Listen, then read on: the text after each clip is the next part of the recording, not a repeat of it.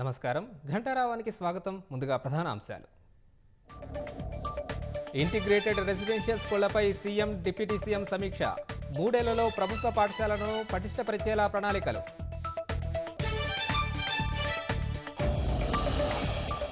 ICDS డైరెక్టర్తో అంగన్వాడీల చర్చలు సఫలం. ప్రభుత్వంతో చర్చించి డిమాండ్లను జీవోలో చేర్చుతామని హామీ.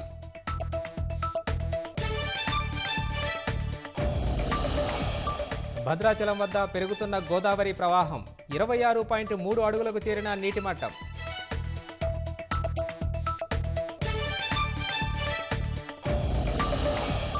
కర్ణాటక హవేరీ జిల్లాలో విషాదకర ఘటన. వర్షాల కారణంగా ఇంటి పైకప్పు కూలి 5గురు మృతి.